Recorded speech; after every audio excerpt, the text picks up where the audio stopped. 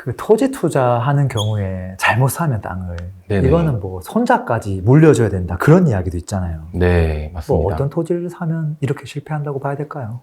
토지 투자를 하신 분들이 일단 네. 전화가 저한테 가장 많이 오는 경우가 사놓고 전화 오죠. 사놓고 전화를 옵니다. 계약서에 네. 도장 찍고 전화만 오셔도 괜찮은데 계약금을 입금하고 전화 오시거나 잔금 다 하고 전화 오시는데 얘기를 한참 하다 보면은 내가 산 땅에 안 가봤어요. 아, 집원이 어떻게 되냐 하면 뭘 뒤적뒤적 하세요. 뭐더라 하면서 어디 무슨 면 산 몇 다시 몇 이런 경우가 가장 많습니다. 아, 일단은 소액 투자라는 그런 말에 좀 현혹이 돼가지고 팔 수도 없는 도로도 없는 네. 정말 저 높이 산 위에 있는 임야를 여러 사람이 지분으로 나눠서 사는 거예요. 이제 그거를 좋게 지분 투자 뭐 이렇게 좀 말이 되어 있긴 하는데 뭐 지분을 산 거니 지분 투자 뭐 틀린 말은 아니지만 일단 내가 팔기 어려운 땅은 기본적으로 좀 잘못 샀다라고 볼 수 있는데 팔기 어려운 땅의 여러 가지 조건 중에 제일 큰 게 내가 모르는 사람 여럿과 땅을 같이 산 거. 지분을 산 거죠. 지분을 이제 파는 컨설팅 회사 같은 경우에는 그게 기획부동산이잖아요. 사실은. 말도 이름도 참 잘 졌어요. 기획부동산 막 뭘 잘 기획해가지고 멋있게 막 좋아 보이잖아요. 기획부동산에 이제 조심해야 되는데 무리한 요구를 하지 않습니다. 많이 사지 마시고 뭐 돈 한 3천이나 5천 없다고 생각하시고 그냥 묻어놨다가 임야 농림지가 개발제한구역이 나중에 해소되고 이 산이 다 깎아 내려가고 혹시 상업지가 된다거나 아니면 1000제곱미터 이상 사놓으면 아파트 딱지라도 나오거나 뭐 그럴 수도 있으니 무리하지 마시고 3천에서 5천 정도 묻어 놓으면 여기서 감성을 폭발적으로 건드리는 게 있어요. 자녀분에게 나중에 큰 선물이 될 수도 있다. 그쵸. 도장 찍습니다. 도장 네. 찍어요. 네. 네, 그거를 조심하셔야 되는데 이게 가장 많은 케이스이기 때문에 어디서 전화가 온다거나 전단지를 받는다거나 했을 때 토지 소액 투자라는 얘기를 들었으면은 첫 번째로 내가 지분으로 내가 모르는 여러 사람과 이 땅을 하게 되는가. 그리고 땅의 지번을 정확하게 가르쳐 주지 않으면 일단은 그건 의심부터 해봐야 됩니다. 땅의 지번을 가르쳐 주면 이걸 내가 뭐 물어볼 수 있잖아요. 뭐 네. 땅 투자를 잘하는 지인이나 부동산 사장님이나 뭐 물어볼 수 있잖아요. 이 땅 어때요? 근데 그런 거 자체가 굉장히 차단이 좀 되어 있어요. 그래서 감성적으로 건드리고 내가 얘기를 하다 보면은 나의 감성이 같이 충만해집니다. 그래서 정말 사람을 내가 잘 만났어 하면서 도장을 찍게 되는 경우가 많아서 우시는 분들도 많고 그리고 뭐 그런 좀 힘든 일 하시는 교포분도 전화가 와서 막 펑펑 우시는 분도 있었어요. 그래서 그거는 그 땅을 사준 분에게 연락해서 상값세라도 팔아달라고 좀 말씀드려 봐라. 뭐 이런 식으로 좀 둘러서 말씀드릴 수밖에 없는데 굉장히 안타까운 상황이고 그런 회사가 없어져 있는 경우도 굉장히 많고 이 경우를 제일 조심해야 되고 그리고 맹지 투자. 어떤 지역에 개발 호재가 있어서 그곳을 투자하러 가면은 그 지역은 그냥 일단 다 좋아 보이는 그런 게 있어요. 그런 느낌을 받습니다. 현장을 보면은 일단 좋아 보이는 느낌을 받을 때가 굉장히 많은데 맹지는 도로에 붙은 땅에 비해서 현저하게 쌀 수밖에 없어요. 뭐 당연한 거잖아요. 그래서 전체 금액이 적게 들기 때문에 내 투자 금액이 2억이야. 도로에 붙은 좋은 땅은 뭐 살 게 없어. 근데 맹지는 2억으로 살 게 꽤나 있어. 그래서 맹지의 좀 그런 전체 토지 가격이 좀 이제 내가 할 수 있다. 그래서 그렇게 계약을 하는 경우가 있는데 맹지도 도로와 땅이 붙어 있으면은 뭐 개발할 수 있는 조건이 어느 정도 충족이 되는데 그 뒤에 있는 맹지까지는 그래도 괜찮습니다. 앞땅과 어떻게 해서 도로를 내거나 앞땅을 사거나 앞땅이 내 땅을 사거나 뭐 이런 것을 할 수 있는데 뒤뛴 맹지는 정말 이건 답이 안 나와요. 그래서 기대감이 있는 도로와 붙은 땅 바로 뒤 맹지까지는 그래도 이 기대감은 협의가 안 되더라도 이 기대감은 계속 있기 때문에 거래가 좀 돼요. 그래도 물론 시세보다 괜찮은 가격일 경우에 근데 정말 맹지 탈출의 가능성이 없는 맹지를 사는 것은 저는 뭐 추천드리지 않고 물론 맹지도 시세가 있으니까 시세보다 아주 현저히 싸다면 작은 땅은 고민해 볼 수는 있겠지만 추천을 드리지는 않습니다. 그래서 맹지 잘못 사는 분들이 있고 그리고 개발 제한구역 토지 이름 보시면은 개발 제한 구역이라고 찍혀 있는 걸 뭐 쉽게 뭐 누구나 검색해 볼 수 있는데 토지 이음 사이트가 있죠. 네, 토지 맞아요. 이음 사이트 들어가서 네. 뭐 지번, 네. 주소라고 하죠. 지번을 누르면 거기에 뭐 용도 지역 뭐 여러 가지 뭐 이 땅에 대한 정보가 나옵니다. 네. 거기에 개발 제한 구역이라고 써 있는 땅들이 있어요. 네. 개발 제한 구역이라고 해서 사고팔고를 못 하는 건 아닙니다. 그건 아니지만 말 그대로 아무것도 개발을 안 해주는 거예요. 근데 이게 나중에 풀린다? 라는 굉장히 꿈 같은 기대를 하는 분들이 생각보다 엄청나게 많아요. 강한 믿음으로 저를 설득하는 분도 있습니다. 땅 무슨 땅이 여기 풀릴 거예요.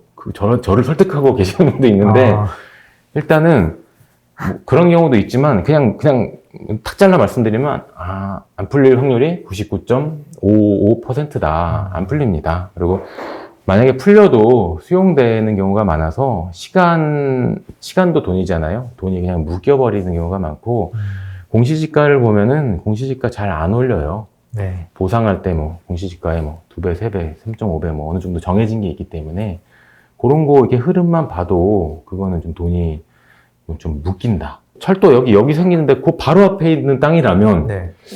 맹지든 농림지든 개발 제한 구역이든 관심 있게 봅니다. 네. 네. 사실 제일 좋은 땅은 부동산 사장님이 팔기 좋은 땅이에요. 네.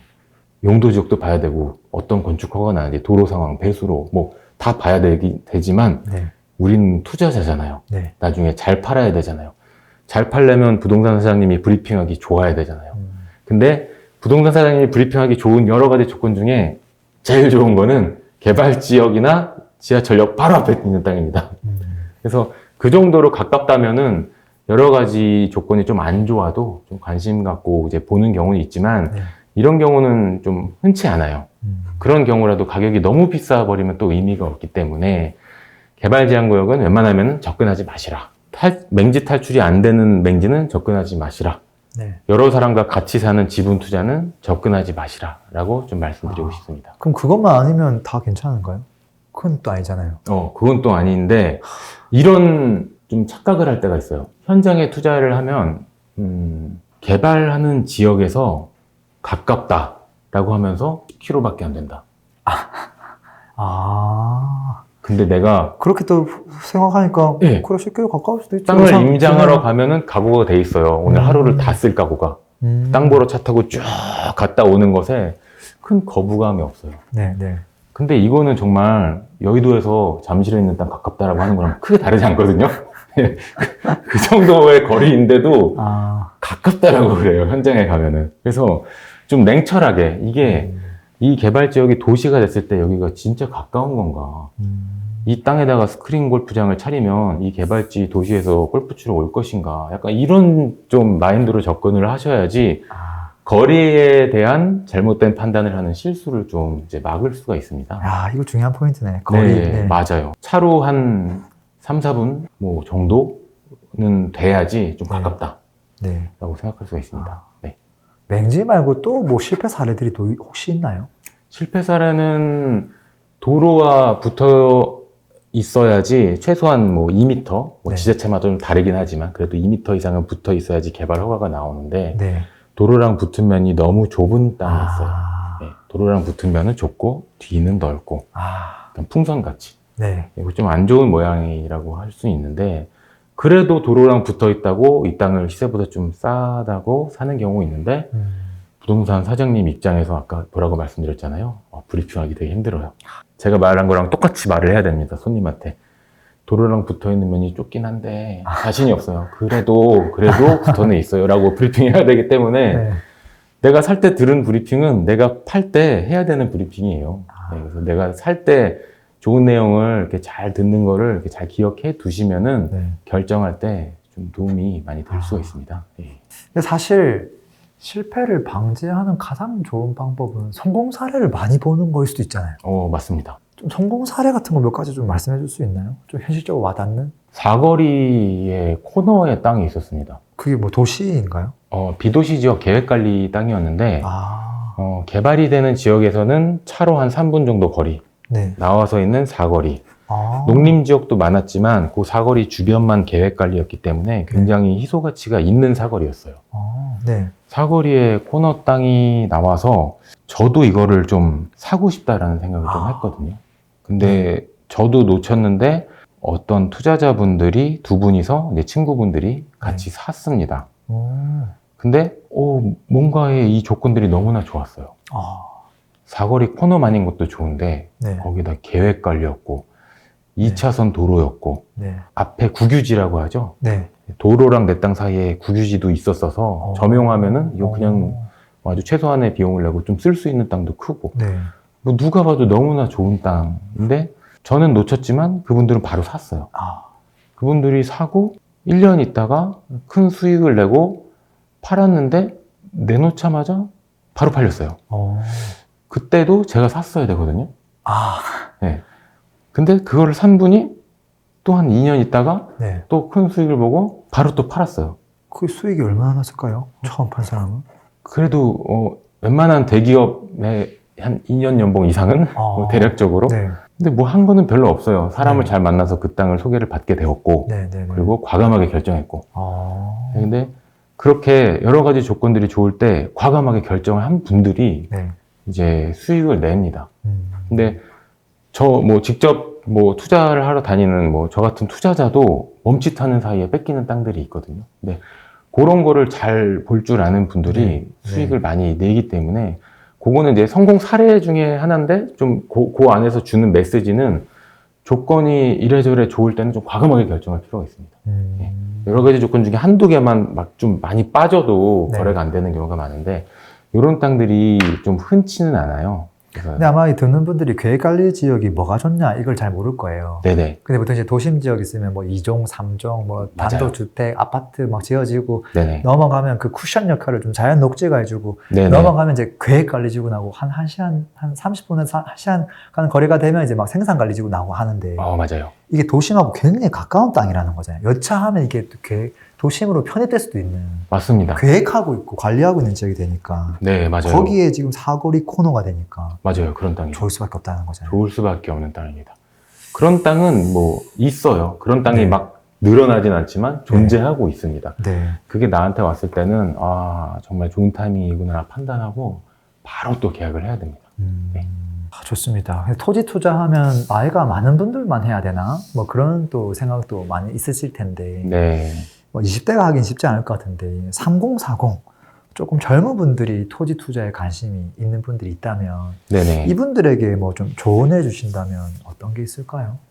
일단은 소액 투자는 일단 조심해라. 뭐 제가 누누이 네. 워낙에 많기 때문에 이걸로 좀 피해 본 분들이 소액 투자는 조심해라. 이게 가장 이제 큰 거고.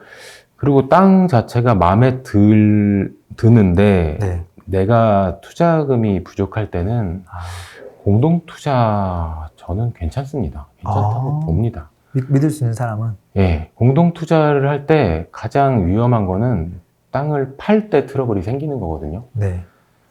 땅을 팔려고 했을 때 뭐 2명이서만 사도 네. 친구끼리 한 친구는 좀 사업이 잘 돼, 여유가 있어, 땅값이 계속 오를 게 뻔해. 네. 그러면 이 친구는 팔고 싶지가 않겠죠. 네. 묻고 가. 예, 묻고 가. 그냥 더블로 더 사. 뭐 그런 입장인데, 한 분 같은 경우는 좀 내가 돈이 필요해서 뭐 팔아야 되는 경우도 있고, 뭐 이런 경우도 생길 수 있어가지고, 좋은 땅이 나왔는데 이걸 사고 싶은 분들이 저한테 상담이 오면은, 저는 같이 사는 건 좋다.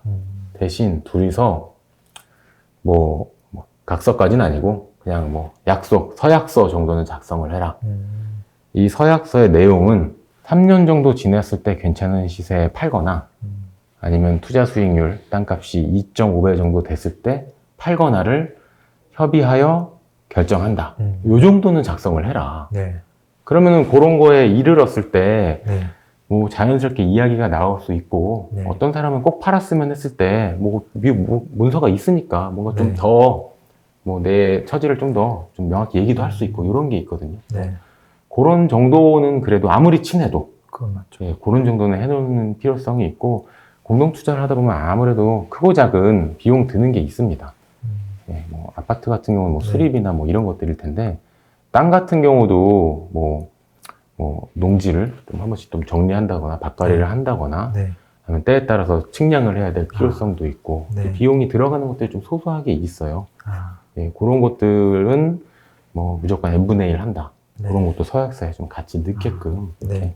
뭐 싸우지 말라고 이렇게 네. 좀 이제 컨설팅 같이 좀 해드리는 그런 건 있어요. 예. 네. 그래도 기회를 놓치는 건 너무 아까우니까. 아, 좋은 땅이 나왔을 때 어떤 땅이 나왔는데 8억이야. 랭구님이랑 같이 사야겠다. 아, 뭐 네. 땅만 저렴하다면 저야 뭐 콜이죠.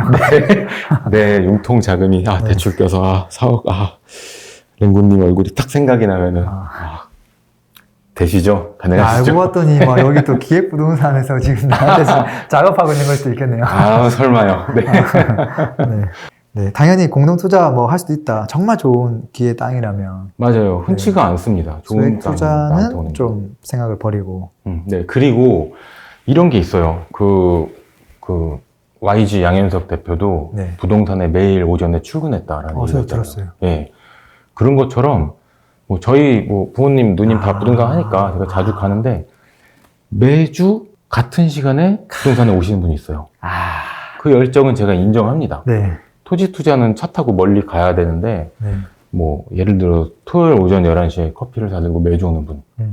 이분이 이렇게 하는 이유는 좋은 땅을 만나려고. 그렇죠. 예. 그 주에 나온 좋은 땅, 핫한 물건을 내가 소개받으려고. 근데 이게 무슨 법칙인지 모르겠는데 그런 분한테 좋은 땅이 잘 안 가요. 아, 그래요? 되게 희한하게 그러지 말라는 게 아닙니다. 그렇게 네. 하셔야 돼요. 그렇게 네. 하셔야 되는데 신기하게 땅 팔아주세요 하고 뭐 매물을 뭐 부동산에 누가 접수를 했다. 근데 시세보다 상당히 싸게 파네. 이 땅 주인이 외국에 있어. 잘 몰라 시세를. 그런 경우도 꽤 많아요. 네, 꽤 많아요. 뭐 되게 좀 기회라고 볼 수도 있고. 네. 그분 입장에서는 또 원하는 가격에 파시는 거니까. 그래서 야 이거 땅 진짜 괜찮은데 하는데 들어오는 분 있어요. 손님. 부동산에. 손님이 들어와 봤구나. 네. 야 이거 괜찮은데 내가 사야 되나? 누구 친구 막 냉군님 얼굴 생각나고 막 이런 거 하는데 사야 되나 하는데 문 열고 들어오는 분. 그러면은 부동산 사장님들 입장에서는 사서 시세 차익을 내면 큰 돈이 되긴 하지만 네네. 중개를 하면은 또 당장 눈앞에 중개 수수료가 생기기 때문에 그렇죠. 매물 막 정리하고 이게 전화가 왔었는데 뭐 이렇게 되는 경우가 있어서 이거는 어떻게 보면 운의 영역일 수도 있잖아요.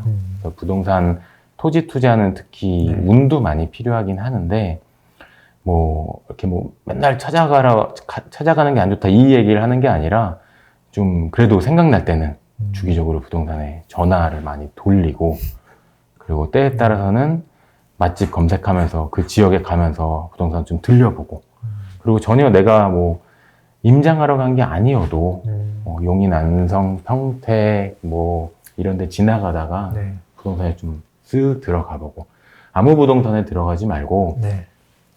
하나의 건물에 부동산이 여러 개 있는 건물이 있습니다. 네. 나중에 용도 지역이 올리면 빌딩을 올릴 거기 때문에 계획관리인 땅은 보통 1층짜리 여러 칸으로 건물을 지어요. 네. 건물 짓는데 돈을 많이 안 쓸 거죠. 나중에 이게 뭐 주거지가 되고 뭐 사업지가 되고 하면은 빌딩을 올릴 거기 때문에 굳이 그런 데는 칸칸이 부동산인 경우가 많습니다. 근데 부동산이 여러 개가 모여 있으면은 여기는 매물을 이렇게 많이 공유를 해요.